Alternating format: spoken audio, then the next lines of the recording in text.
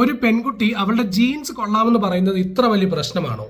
പറയുമ്പോൾ കാലിലിടുന്ന ജീൻസിനെ കുറിച്ച് പറയണം, അല്ലാതെ മാതാപിതാക്കളുടെ കയ്യിൽ നിന്നും കിട്ടിയ ജനിതക ഗുണത്തെക്കുറിച്ച് വീമ്പളക്കാൻ നിന്ന് കഴിഞ്ഞാൽ അതൊക്കെ വലിയ പ്രശ്നമാവും. കുറച്ചുകൂടെ വ്യക്തമായിട്ട് പറഞ്ഞു തരാം.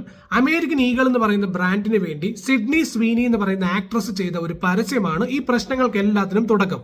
അഡ്വർടൈസ്മെന്റിൽ അവരുടെ കാലിൽ കിടക്കുന്ന ജീൻസ് കാണിച്ചുകൊണ്ട് സിഡ്നി സ്വീനി പറയുന്നുണ്ട്, ജീൻസ് ഒരു വ്യക്തിക്ക് അവരുടെ പേരൻസിൽ നിന്നും ലഭിക്കുന്നതാണ്. ഇതാണ് ആ വ്യക്തിയുടെ പേഴ്സണാലിറ്റിയും ഐ കളറിനെയും ഒക്കെ നിർണ്ണയിക്കുന്ന ഫാക്ടർ.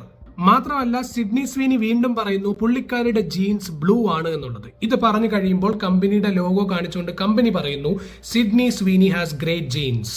ഇത് കേൾക്കുന്ന ഏത് പൊട്ടനും മനസ്സിലാവും ഇവിടെ പറയുന്നത് കാലിലിടുന്ന ജീൻസിനെ കുറിച്ചല്ല, എന്നാൽ പേരൻസിന്റെ കയ്യിൽ നിന്നും കിട്ടുന്ന ജീനുകളെ കുറിച്ചാണ് എന്നുള്ളത്. പരസ്യം കണ്ട ഉടനെ ആളുകൾ ചോദിക്കാൻ തുടങ്ങി, വൈറ്റ് ആളുകളുടെ ബ്ലോണ്ട് ഹെയറും നീല കണ്ണുകളുമാണ് സുപ്പീരിയർ ട്രെയ്റ്റ് എന്നുള്ളെങ്കിൽ മറ്റുള്ളവയെല്ലാം അതിന് താഴെയാണോ? ഈ കോൺട്രവേഴ്സിക്ക് മറുപടി എന്നോണം അമേരിക്കൻ ഈഗിൾ കമ്പനി പറഞ്ഞത് ഇത് കേട്ടവരുടെയും കണ്ടവരുടെയും ഇന്റർപ്രിട്ടേഷന്റെ പ്രശ്നമാണ്, അവരങ്ങനെയൊന്നും ഉദ്ദേശിച്ചിട്ടില്ല, ഇതിന് വൈറ്റ് സുപ്രമസിയുമായിട്ട് ഒരു ബന്ധവുമില്ല, ഇത് കാലിലിടുന്ന ജീൻസിനെ കുറിച്ച് മാത്രമുള്ള ഒരു പരസ്യമാണ് എന്നുള്ളത്.